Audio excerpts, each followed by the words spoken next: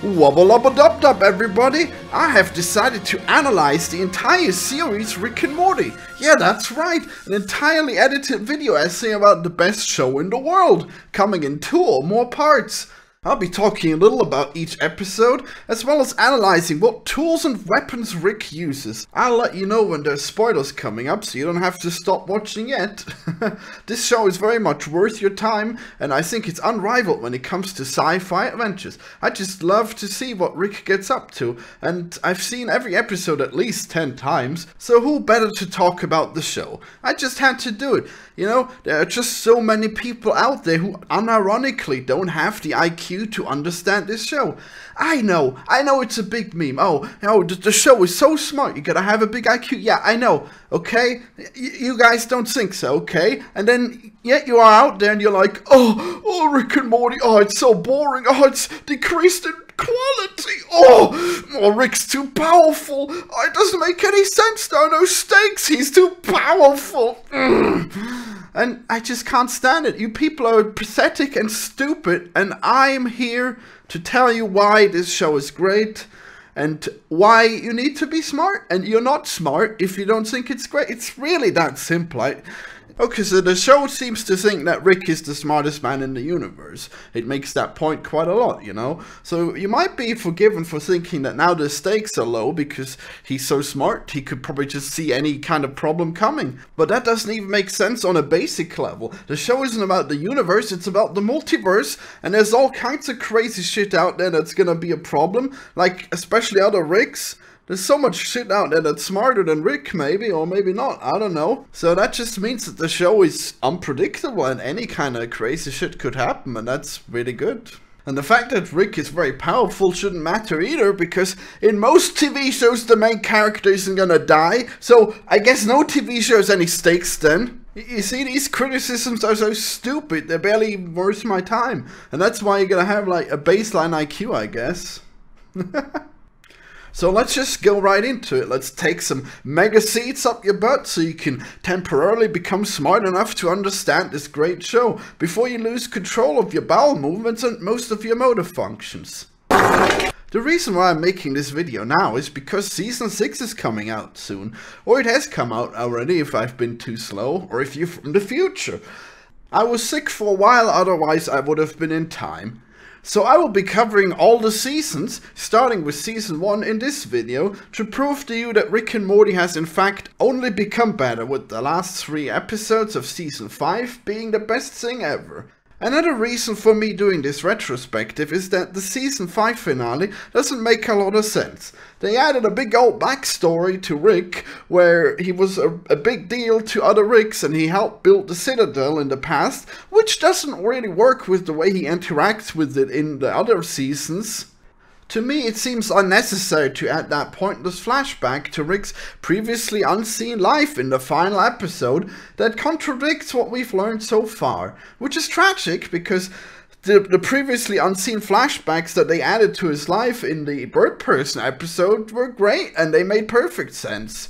Good thing it's only a small part of the episode and it was really good otherwise. Obviously, Season 5 also has the single worst episode, the sperm episode, so you can see the quality may have declined, but if you think so, you're still stupid, okay? Because they clearly made that episode on purpose. You can't stop them, they went all out, and sometimes you just gotta draw a dick on everything, okay? Sometimes that's just how it's gonna be. But even that episode adds a greater sense to the show because it adds one of the most important characters to the canon later. And I don't want to spoil that yet, so I don't even know what Reese will be putting on screen right now. Could be anything, really.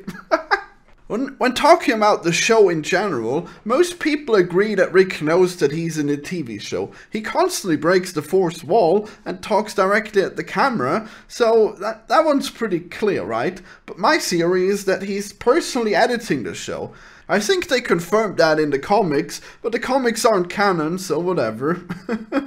Well, with this knowledge, we can assume that Rick doesn't just try to become the most powerful person in the multiverse, but he also tries to look good while doing it. So I assume this is why he doesn't reuse gadgets that would be really useful outside of the episodes that he introduces them in. And for me, you don't have to look far to find proof for this theory, okay? You just gotta look at the episode titles. They're fucking garbage. They're always the most stupid puns, and they always contain the words Rick and Morty, so he's just really living up with those titles, you know? This better not have been a good one. What is this?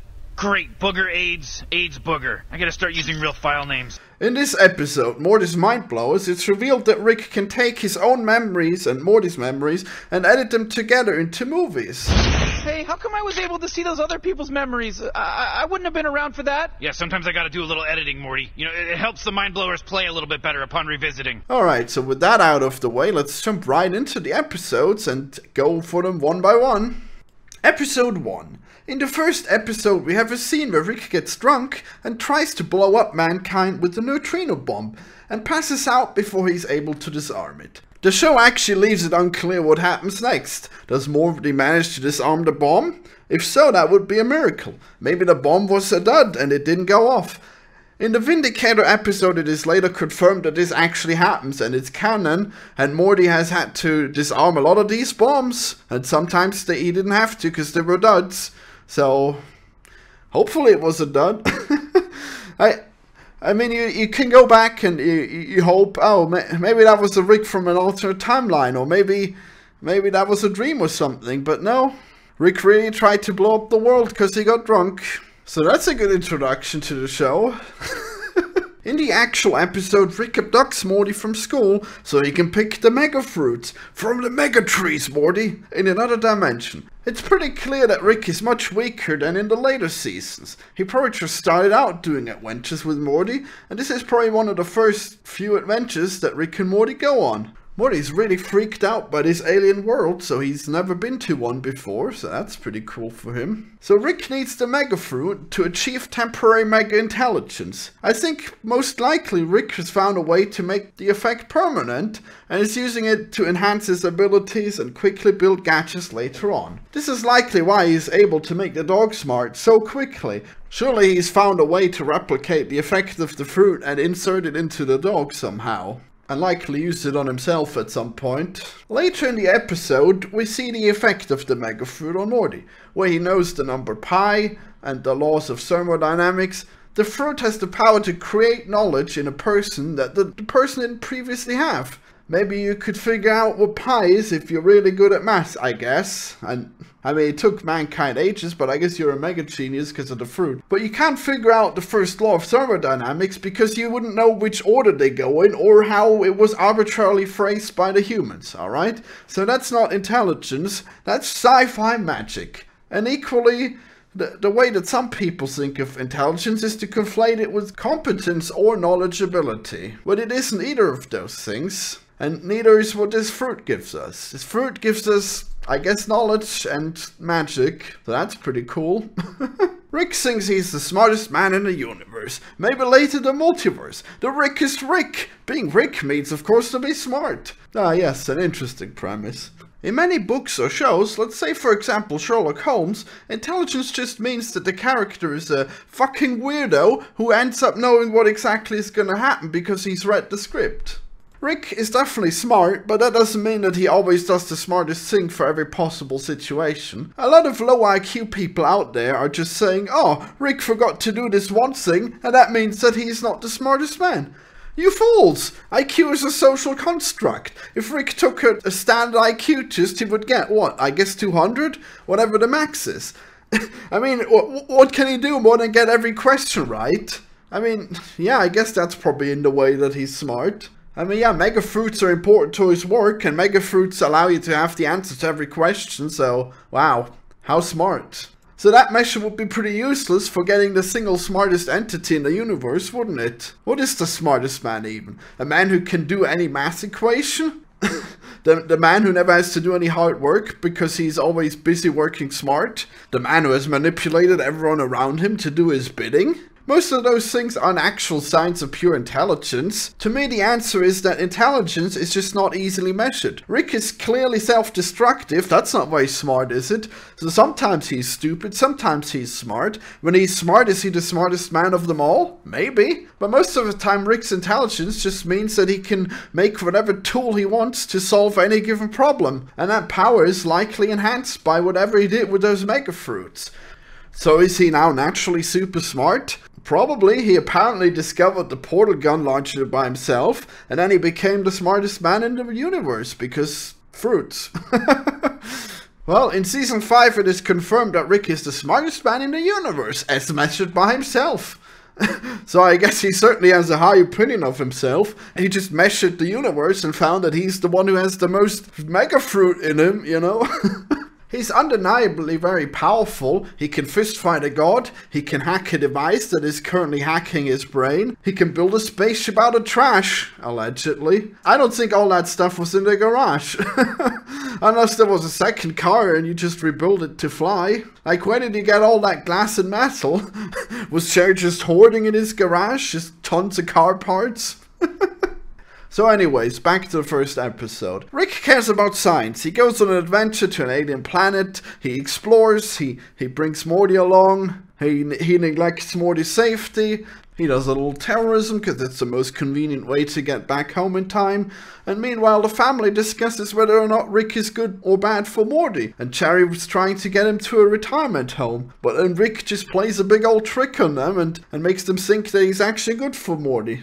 The fools! But he's got his hooks in his family and he's gonna make them dance to his tunes, you know? He's really gonna live it up, and they don't have any way of stopping him. And if Morty says anything about the science to the other people, oh, he's gonna get a spanking, I'll tell you. When I saw the first episode, I was just completely hooked. I love how Rick and Morty can just go to alien planets and pick fruit, but then I know they have to go into a shootout with alien soldiers because the fruit were actually illegal drugs, and he's a terrorist. Oh, and he brought his grandson along. That's great. I don't know. Maybe I'm a simple man. Maybe it's not smart at all, but to me, it's just beautiful. There's so much beautiful little detail going on as a backdrop to Rick's reckless adventures, and I'm just here for it. Give me 1,000,000 years of this shit. We are shown the civilians in this airport that Rick is rampaging through. They're just regular old sci-fi people.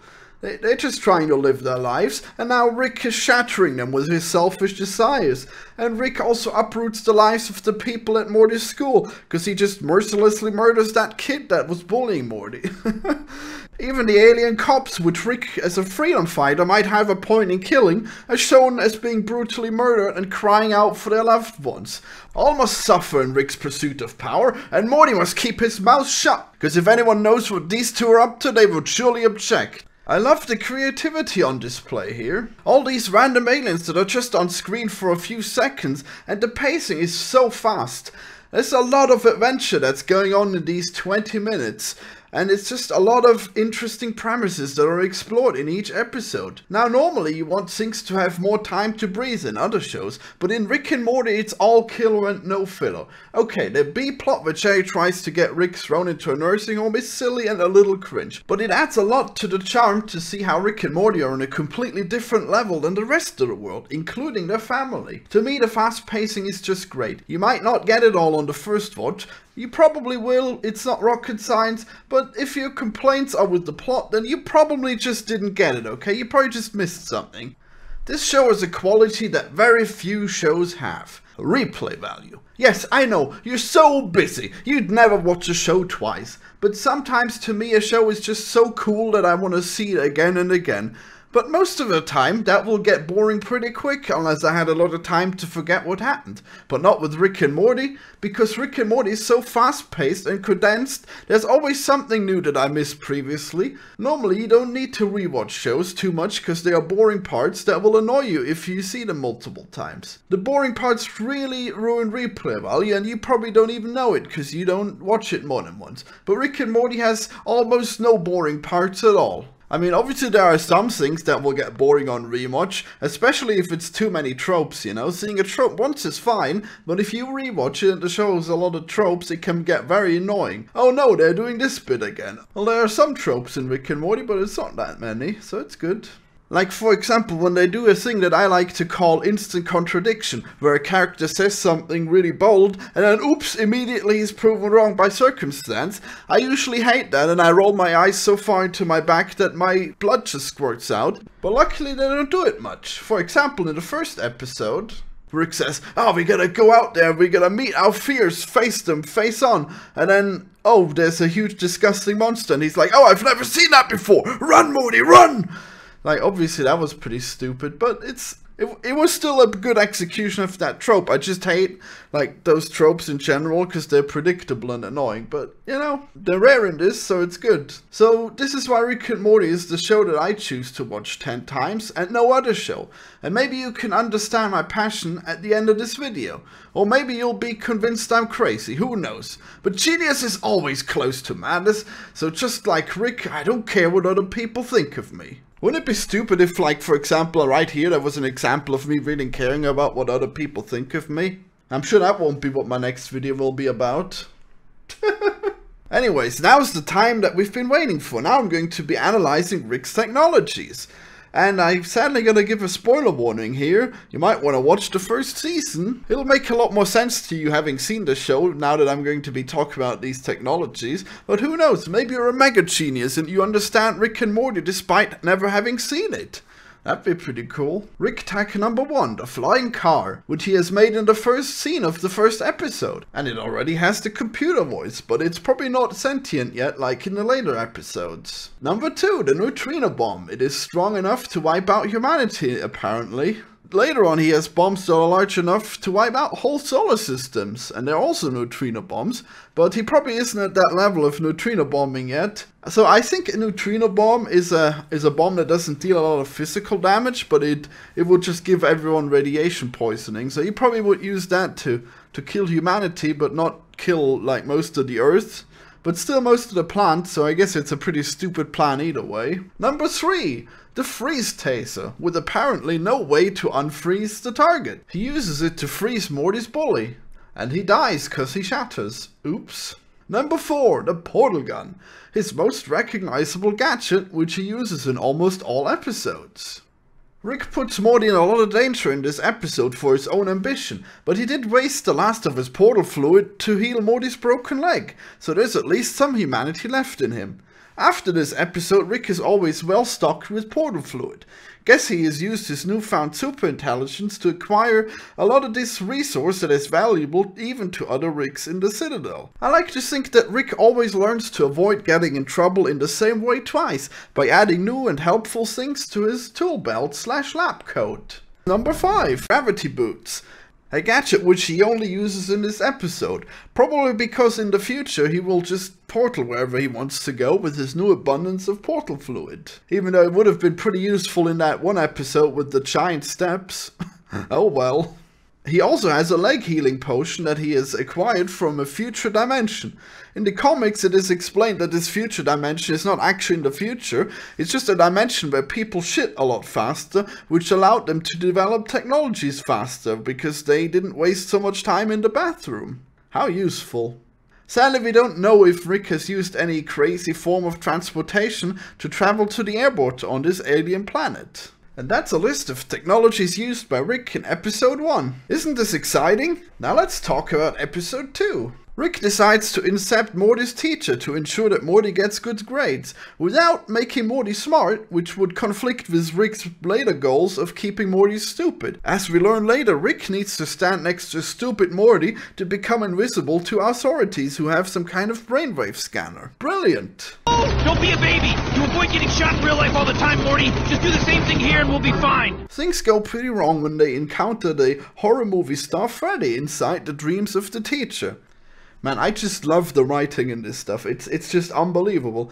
Like, what could go wrong if you go incepting someone? They have a nightmare, but oh no, the nightmare is actually a supernatural monster that has the ability to travel into other nightmares and haunt you forever and possibly kill you. That's just so amazing. And then later on with the dogs as well, they made the dogs smart, so now the dogs are trying to take over the world. But then Rick has to use the inception technology to incept the dog to make them see that incepting the world would be a bad idea.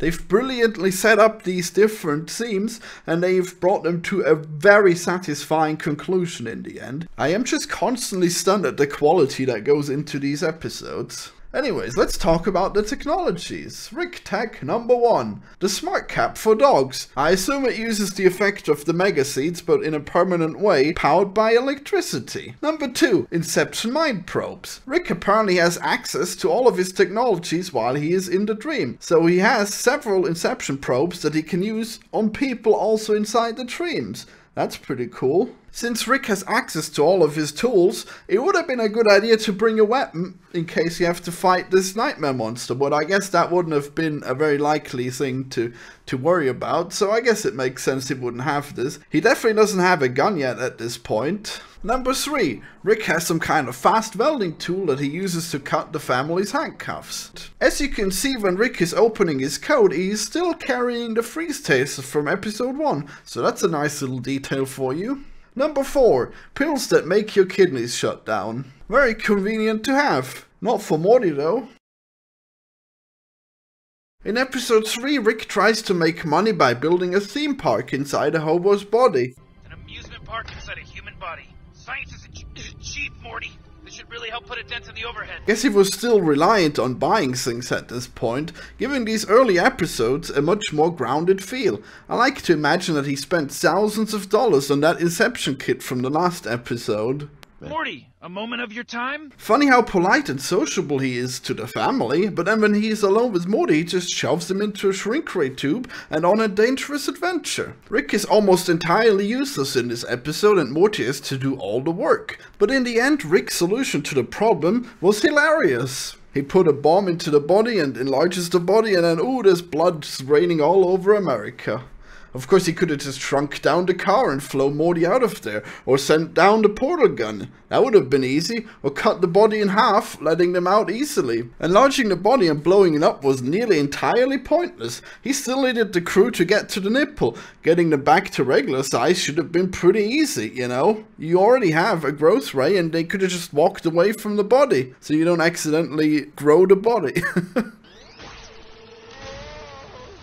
In the meantime, Bess is very disappointed in Sherry for being grumpy on Christmas, because he doesn't like it that his mother is having a young black lover while his father is watching from the cupboard wearing a Superman outfit. But in the end, the family can all come together as they watch the blood rain from the sky thanks to Rick's failed experiment. In the after credits scene, Rick builds a new anatomy park inside of Summer's boyfriend, but then abandons the project, leaving everyone to die presumably, and cucking both his grandchildren at once so that Morty will never be able to enjoy the puffy vagina, and Summer will never enjoy her newfound closeness to her new boyfriend. As an enjoyer of puffy vagina, I am very disappointed. Alright, time for some Rick tech. Number 1. Some kind of stethoscope attached to his phone. Real life doctors still have to rely on listening through the stethoscope with their ears. What a waste of time. I wonder if Rick has made an app that analyzes the heartbeat. Number 2.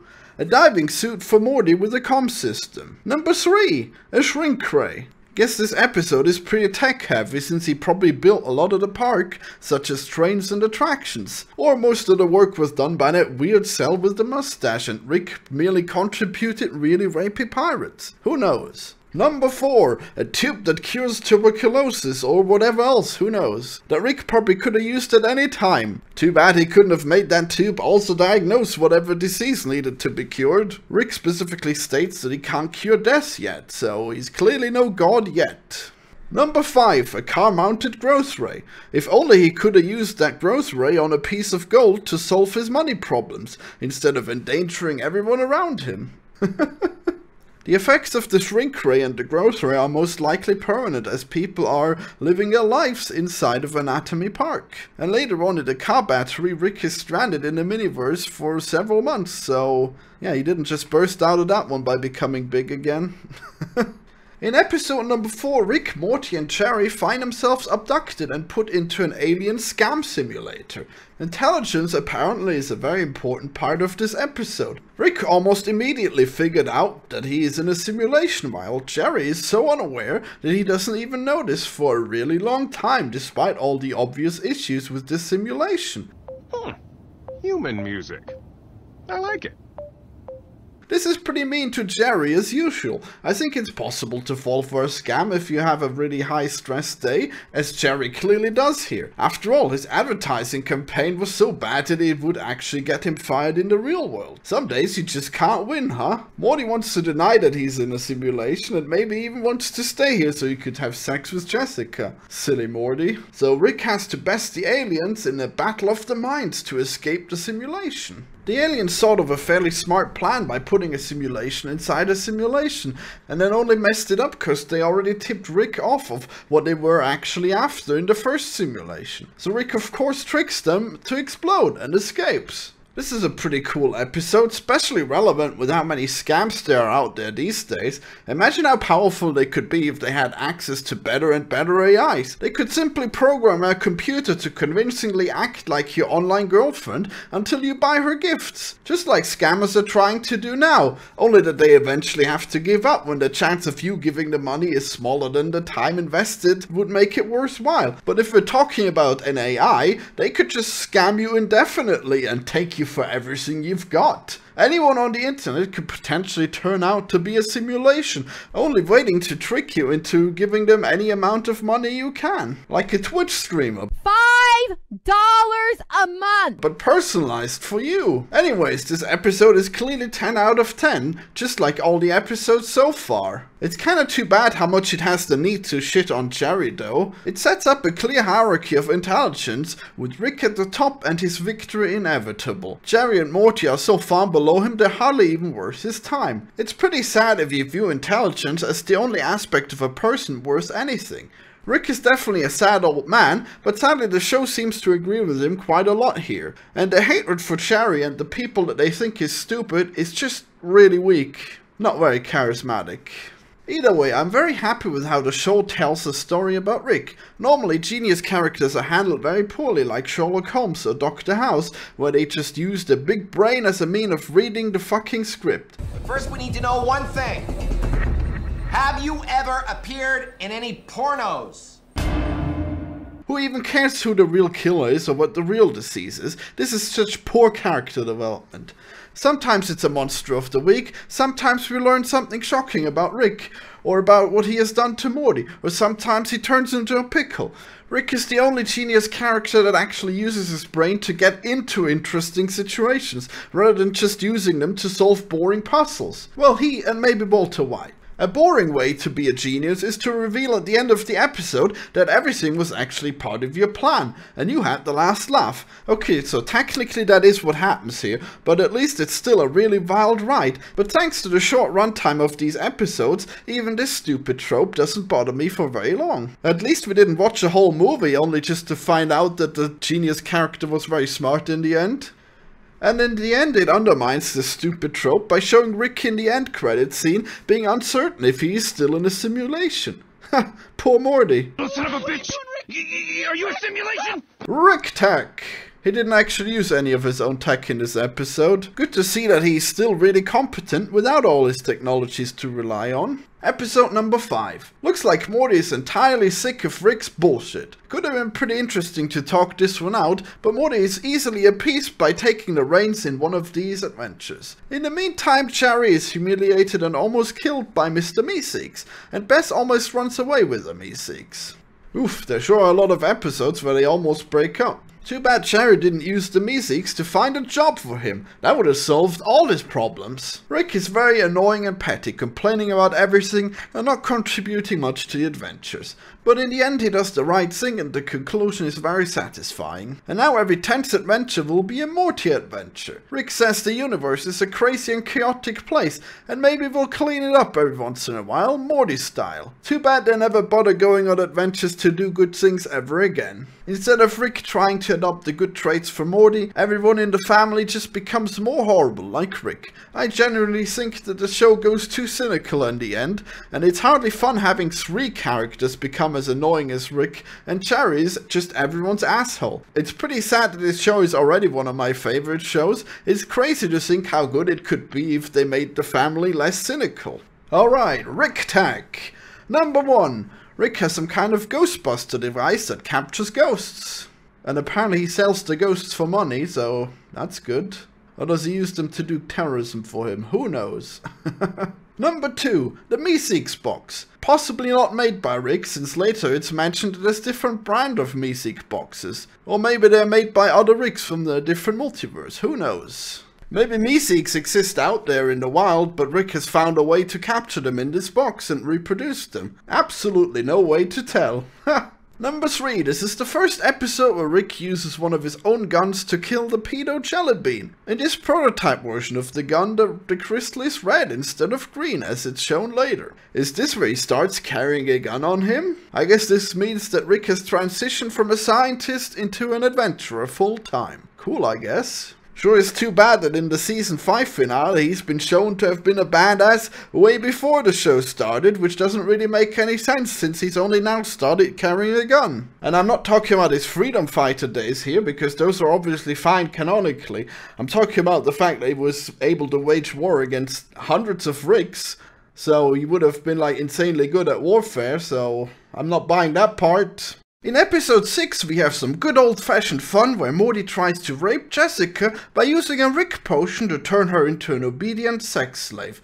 But Rick made a clumsy mistake that basically wipes out humanity. Also, Rick is rude to Jerry for no reason while he was trying to give Morty dating advice. I like Rick's advice here where he says to ignore women and focus on science. It's too bad Morty didn't take that advice. But then we wouldn't have had this amazing episode that totally flips the entire paradigm. Jerry actually rises to the occasion and saves his remaining family from the monsters that Rick has created. A great episode where Rick is dumb and Jerry is the man. Pretty cool to see it that way for once. Too bad we literally never see this badass side of Jerry again. Rick finally messes up so hard that he has to flee to an alternate reality to escape the consequences of his actions. So clearly here we are shown the limitations of what Rick can do in season 1. He probably could have taken his time and fixed everything, but he'd rather go on to another reality. In this reality, Rick is killed by his invention from earlier, and Rick and Morty take the place of their now dead doppelgangers.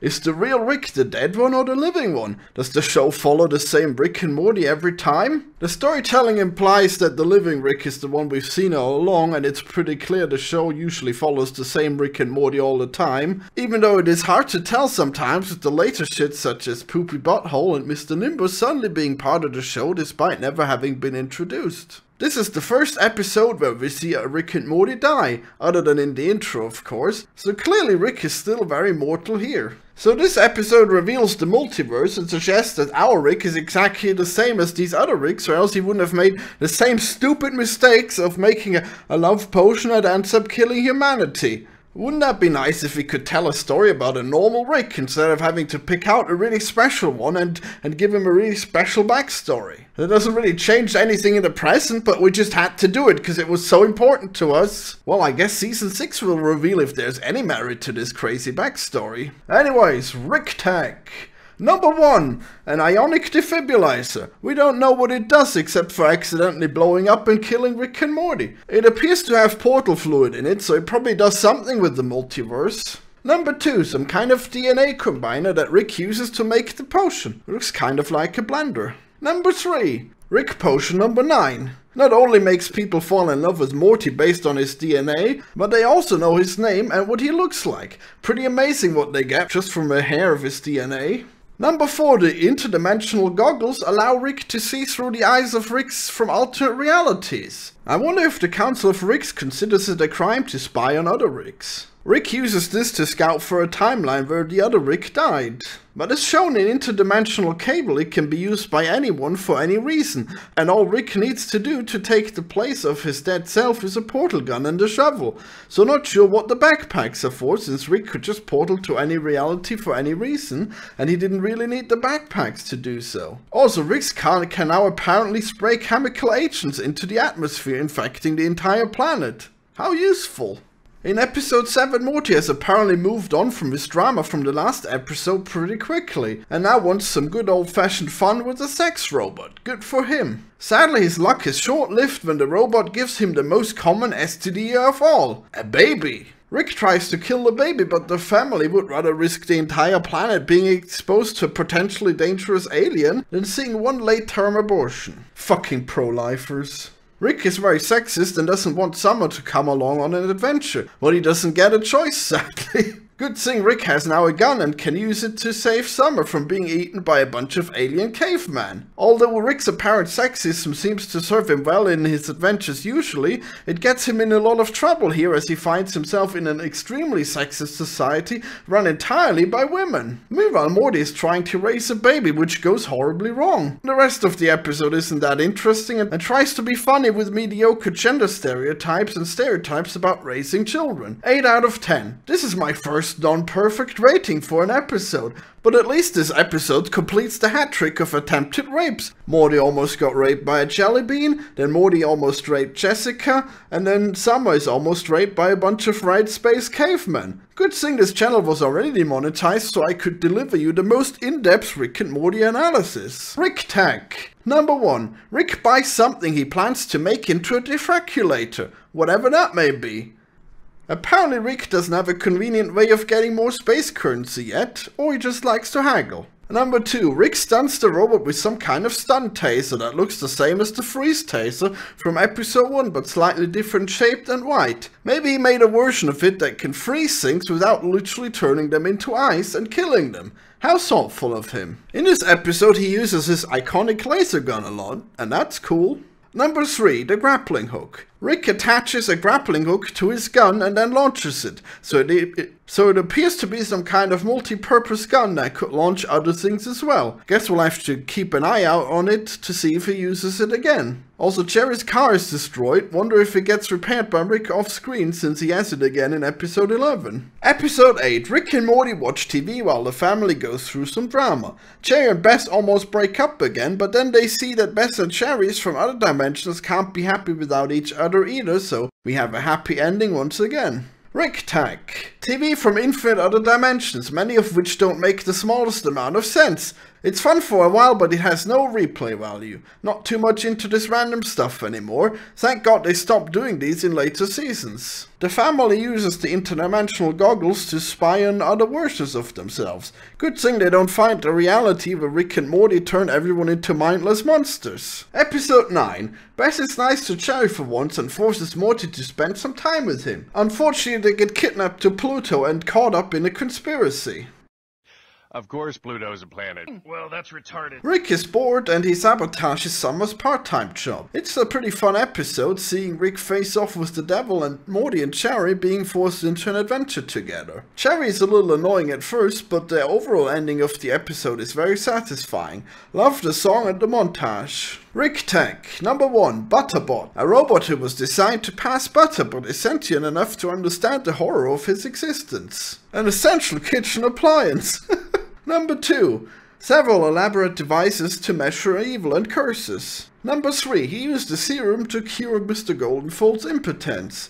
Don't know how he uncursed the other curses off screen. He probably had some kind of tool for that. I guess that serum probably cures curses in all humans, since he didn't know what kind of curse Mr. Goldenfold was going to suffer from. Number 4. A phone that doesn't make you deaf, cause Rick is not a hack. Seems the same or a very similar serum gives Summer and Rick big steroid muscles later on, so I guess it's a very multi-purpose serum. Or maybe it was just steroids that also happened to cure the impotence.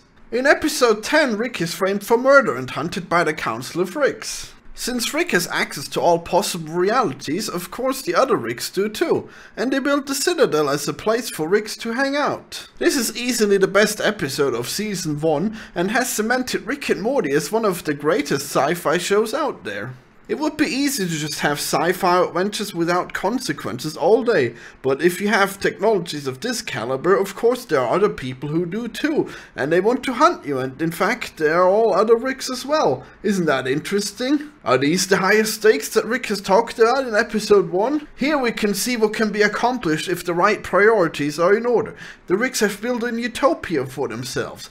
Too bad that our Rick is only interested in really dangerous adventures and not creating prosperity for himself or others. Well, at least he catches the real serial killer in the end. Jerry makes friends with a deformed Rick who is pretty insecure. Too bad we don't see this friendship again. I could imagine a really cool episode where these two go on an adventure and then they mess up and they need the help from our Rick to fix everything. Rick Tech! Rick uses his portal gun to track who remotely hacked it. He then sticks his portal gun into a stolen cop spaceship to use it as some kind of GPS tracker. Also, the laptop Rick was using before is now being used by Jerry to look for a job. Was it originally Jerry's laptop? Guess Rick prefers to use Jerry's laptop even though he could easily make his own, just to annoy Jerry. Okay, so here I'm not counting the tech from the other Ricks because that would be too much. Also because we're tracking our Rick and not all the Ricks combined, so yeah, just our Rick tech. But I do want to mention that Evil Rick has sorted all the Ricks from most evil to least evil, possibly using the same technology that Rick used to categorize the Devil's Gadgets in episode 9. So does that mean that evil energy is a thing and that Rick is dripping with it? Probably not, but it would be nice to see what Rick would get if he were to measure himself. Episode 11. Rick has a party and important character Bird Person is introduced. In the very last episode we had Morty saving Rick's life, and in this episode Rick sends Morty out into an alien planet where he could have easily died, just so that Rick can get high. Oh well, why not? He's got a coupon for a free replacement Morty, right? So if Morty dies, it'll be like nothing ever happened at all. Rick's affection for Morty is pretty fickle at this point.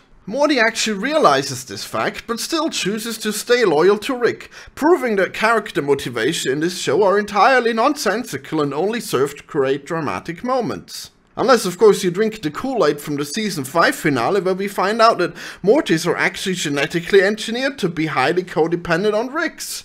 And that's exactly why Rick and Morty can never do a few more episodes of serialized drama per season, because the very fabric of reality would unravel if Rick would ever stop being such a huge asshole, or Morty would ever stop being his little butt buddy. Also, 2 members of the Council of Ricks show up to Rick's party, suggesting that he is pretty popular with the Council currently. The Council is, of course, the governing body of the Citadel, so that represents 2 out of 6 of the Citadel's entire Senate, or whatever, being at Rick's party.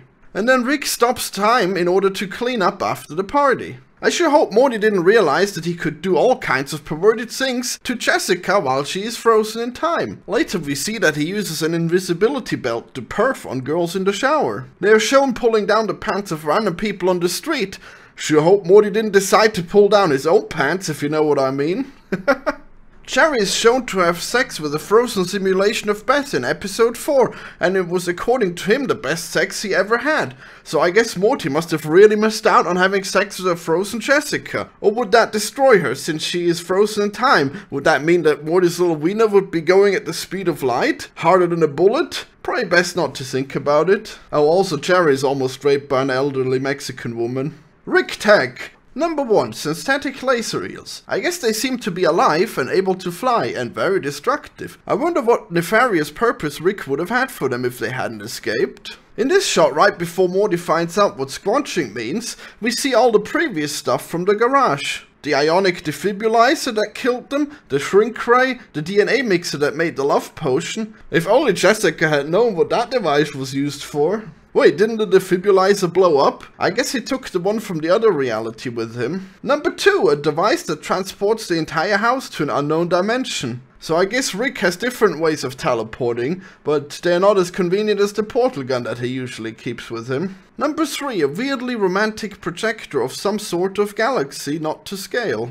Number 4, a scanning device that can detect all kinds of shit that Rick uses in later episodes as well. Number 5, a time-stopping device. I always wonder how devices like this account for the fact that the Earth is going really fast around the Sun, and if you stop it immediately then it would fly off. Also, Rick apparently built in something so you could safely touch things that are stopped without shattering them with your going way faster than light body.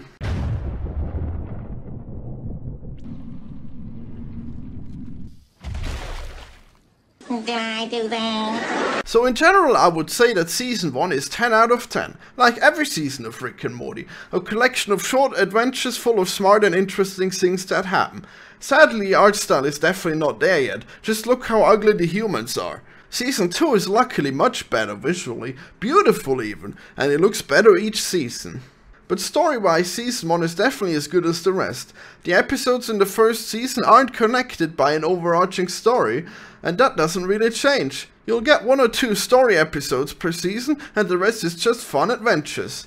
If you're a dumbass, you might get disappointed by this lack of story, like I used to. I used to ask, what happened to evil Morty? When will Rick deal with him? Season 5 delivered on that premise more than we could have ever expected, but it took longer than some people would like. But the truth is that Rick and Morty was never about character growth or fighting a big bad guy. That's why season 1 ends with Rick having a party and almost killing Morty. In the first episode of season 3, we learned whatever horrible situation Rick might get himself into, he can usually easily escape within 1 episode, so there's not really a use for him to be bogged down in a single narrative for much longer than 1 episode. Rick and Morty isn't about Rick becoming who you want him to be. It's not about Rick having meaningful friendships, cause they would just bore him in the long run. Rick and Morty is about living in the moment and kicking ass, and that's what it delivers. An endless number of loosely connected 20-minute episodes that will blow your mind in some small way. I hope you all will enjoy season 6 as much as I certainly will, and come back to the next video where I talk about the other seasons. So hit that like button if you want more of my crazy analysis of Rick and Morty. Goodbye everyone.